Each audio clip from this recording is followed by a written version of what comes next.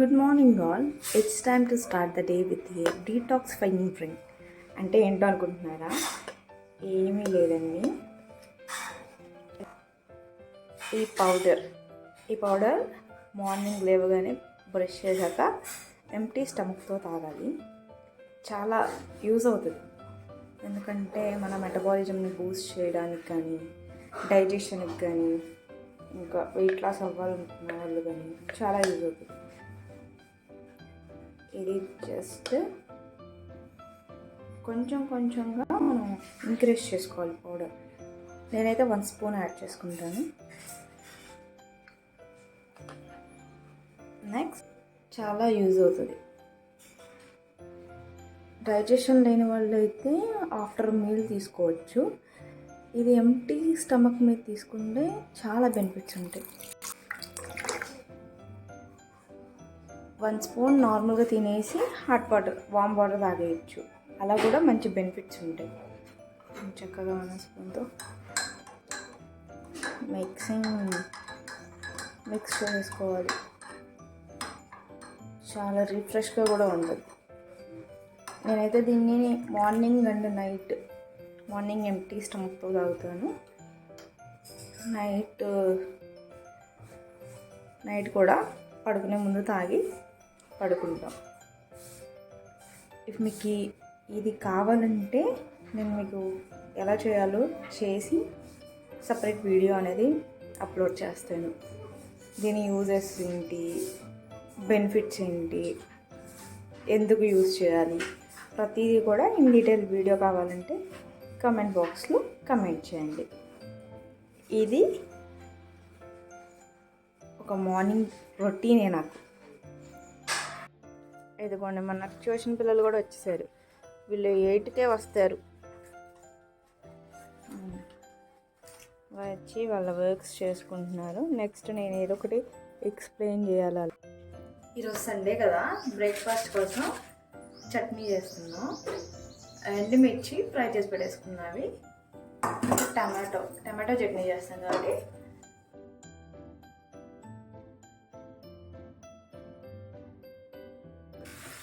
ఈరోజు ఏం బ్రేక్ఫాస్టో మీకు కూడా చూపిస్తాను. ఇది రోజు వ్లాగ్ కదా, సో ఇది చికెన్ చట్నీ. మన బ్రేక్ఫాస్ట్ ఇడ్లీ. ఇప్పుడే స్నేహిష్ కూడా లేచాడు. అసలు నాకేం తక్కువైందంట్రా? అందం లేదా, యాక్టింగ్ రాదా, బాడీ లేదా, డాన్స్ రాదా, డూప్ లేకుండా ఫైట్ చేయగలిగిన కెపాసిటీ లేదా? చెప్పండి. చట్నీ అయితే రెడీ అయిపోయింది. బాక్స్లోకి తీసేసుకుంటాం.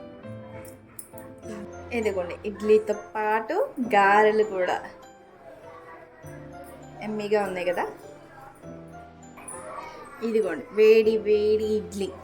ఇక్కడ కనిపిస్తుంది కదా క్యారెట్ వేసి. దీనిలో సాల్ట్ ఉండదు, క్యారెట్. ఇది మాత్రం మన స్నేహర్స్ కోసం. ఇది ఈరోజు మన బ్రేక్ఫాస్ట్. లంచ్ ఏంటో చూద్దాం. ఇది ఈరోజు బ్రేక్ఫాస్ట్. ఇప్పుడు మా పెద్దనాన్న మామయ్య వాళ్ళు వచ్చారు, సో టీ పెట్టాను. ఇది టీ. డైలీ కాదండి, ఎప్పుడైనా అకేషనల్గా టీ. మార్నింగ్ అయితే టీ ఆర్ కాఫీ. ఈ బ్రేక్ఫాస్ట్ అయింది కదా, ఇప్పుడు లంచ్ ప్రిపేర్ చేసుకుందాం.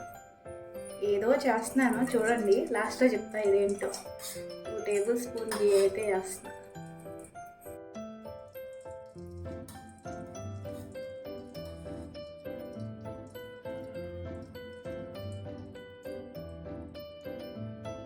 కొంచెం ఆయిల్ హీట్ అయ్యాక జీడిపప్పు,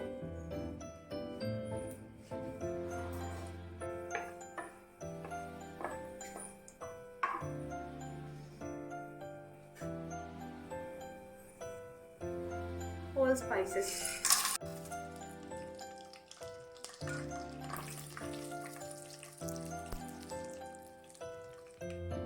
ఇప్పుడు దీనిలో మనం ఒక 2 ఆనియన్స్ ఇలా కట్ చేసి పెట్టుకున్నాం, వాటిని వేసేద్దాం.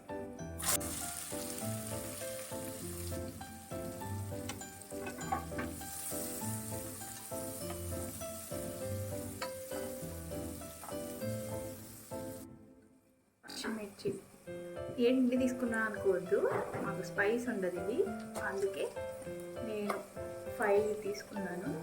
పెద్దవే 5 ఉంటే మీరు తగ్గించి తీసుకోండి. ఇలాంటి బిగ్గా అయిపోయే రెసిపీస్ వర్కింగ్ ఉమెన్స్కి బాగా యూజ్ అవుతుంది. ఎందుకంటే ఏముంటుంది దీనిలో, ఏమీ ఉండదు. జస్ట్ ఇవన్నీ ఫ్రై అయిపోయాక రైస్ వేసేసుకొని విజిల్ పెట్టుకుంటే చాలు, బిగ్గా అయిపోతాయి ఇలాంటి రెసిపీస్. ఏదన్నా స్పెషల్గా తినాలనిపించినా, ఏదో స్పెషల్గా తిన్నామనిపిస్తుంది, త్వరగా కూడా అయిపోద్ది. అల్లం పేస్ట్ 2 టేబుల్ స్పూన్ వేసాను, మిక్స్ చేసుకోవాలి. లో ఫ్లేమ్ మీదే వేసుకుని మిక్స్ చేసుకోండి, ఎందుకంటే మాడిపోయే ఛాన్స్ ఉంటుంది కదా. సో మీడియం ఫ్లేమ్లో ఆర్ లో ఫ్లేమ్ అయితే ఇంకా బెటర్, మాడిపోకుండా ఉంటుంది.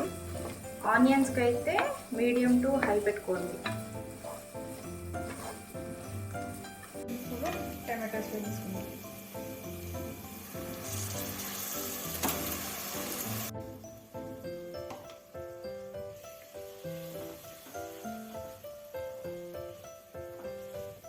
అల్లం వెల్లుల్లి పేస్ట్ వేసేసాక మంచి అరం వచ్చాక టమాటోస్ వేసుకోవాలి. వేసుకుని ఇది కూడా మగ్గిపోయాక ఏం చేయాలో చూద్దాం. ఆయిల్ సపరేట్ అవుతుంది కదా, ఇప్పుడు మనం సాల్ట్, చిల్లీ పౌడర్ ఇవన్నీ వేసుకుందాం. స్పైస్కి తగ్గట్టు వేసుకోండి.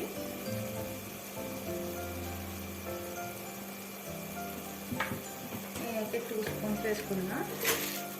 ఇది రైస్ కూడా కావాలి కదా, 2 స్పూన్ వేసుకున్నాను. రాక్ సాల్ట్,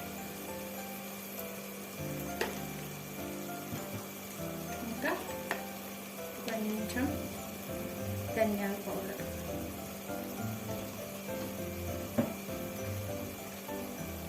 జీరా పౌడర్, కొంచెం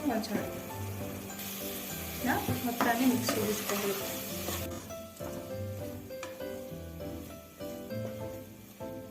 mixing, it's time to mixing. మనం ఇప్పుడు వేసిన పౌడర్స్ అన్నీ కూడా కొంచెం ఫ్రై అవ్వాలి కదా. ఇప్పుడు కూడా చూడండి ఆయిల్ ఎలా సపరేట్ అవుతుందో. ఈ టైంలో మేము వేస్తా. ప్రతిసారి రొటీన్గా చేస్తే ఏముంటుందండి, కొంచెం మార్పు చెరుకుగా చేస్తే ఏదో కొత్తగా తిన్నట్టు ఉంటుంది. ఎన్నో విషయంగా ట్రై చేస్తున్నాను. సార్ ఏంటి సార్ అది? ఇది కర్డ్, బీట్ చేసుకుని పెట్టుకున్న కర్డ్ వేస్తున్నా. ఈ పాటికి ఇదేంటో మీ అందరికీ తెలిసిపోయి ఉంటుంది. ఏంటో గెస్ట్ చేస్తే కమెంట్ చేయండి. ఫ్లేమ్ని లోలో పెట్టుకుని దాన్ని మిక్స్ చేసుకోండి.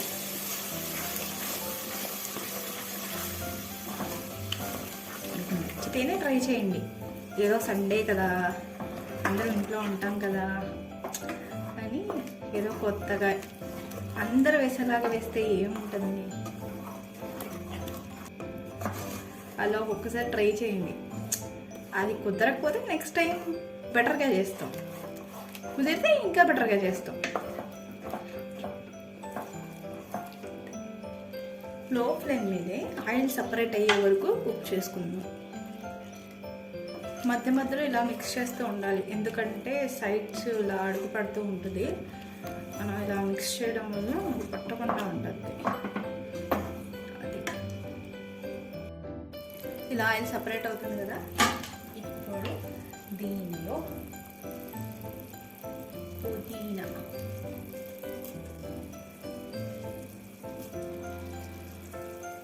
ఇప్పుడు కొత్తిమీర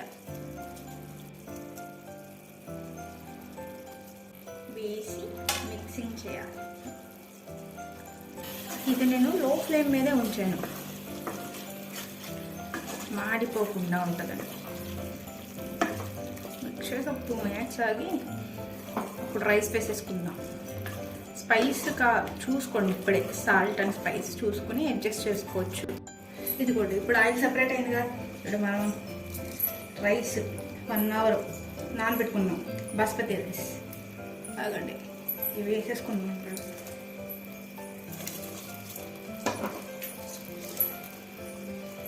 వాటర్ అనేది తీసేయాలి, లేకపోతే మళ్ళీ దీంట్లో ఉన్న వాటర్ మనం వేసే వాటర్కి ఓవర్గా కుక్ అవ్వచ్చు కదా. పూర్తిగా వాటర్ తీసేసి 1 అవర్ నానబెట్టుకున్న బాస్మతి రైస్ దీనంతా ఒకసారి మిక్స్ చేసుకుందాం. రైస్ విరిగిపోకుండా మిక్స్ చేసుకుందాం స్లోగా.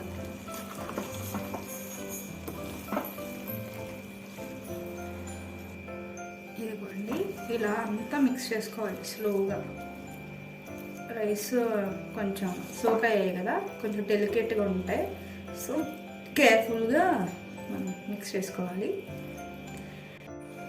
2 కప్స్ రైస్ తీసుకున్నాను, 1:1 రేషియో. 2 తీసుకున్నాను కాబట్టి 2 గ్లాసెస్ వాటర్ పోస్తున్నాను. మళ్ళీ ఒకసారి అంతా మిక్స్ చేసుకుందాం.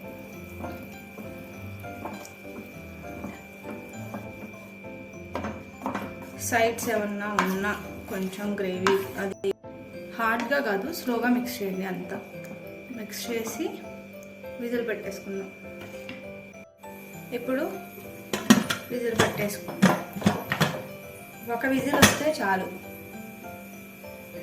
హై ఫ్లేమ్ మీద 1 విజిల్ వచ్చాక ఆఫ్ చేసేయండి. 50 to 20 మినిట్స్ అలా వదిలేయండి. ఆ తర్వాత చూద్దాం ఎలా వచ్చిందో. ఇదేంటో కానీ నేను ఫైనల్లో చెప్తా. ఇప్పుడు కుక్కర్ ఓపెన్ చేద్దాం. 1 విజిల్ అన్నా కానీ 1 విజిల్ మనకి సాటిస్ఫాక్షన్ ఉన్నదిగా, అందుకే 2 విజిల్స్ పెట్టి ఆఫ్ చేసా. ఇదిగోండి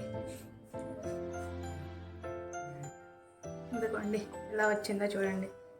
కొంచెం వేడిగా ఉన్నప్పుడు ఎలా ఉంటుంది, కూల్ అయ్యేసరికి చాలా పొడి పొడిగా వచ్చేస్తుంది.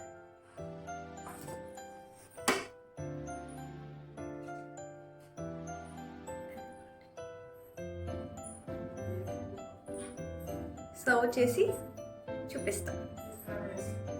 మొత్తాన్ని ఒకసారి ఇలా మిక్స్ చేసేయండి. ఇదే కుక్కర్ కుస్కా బిర్యానీ. సర్వ్ చేశాం కాబట్టి కుక్కర్ కుస్కా బిర్యానీ.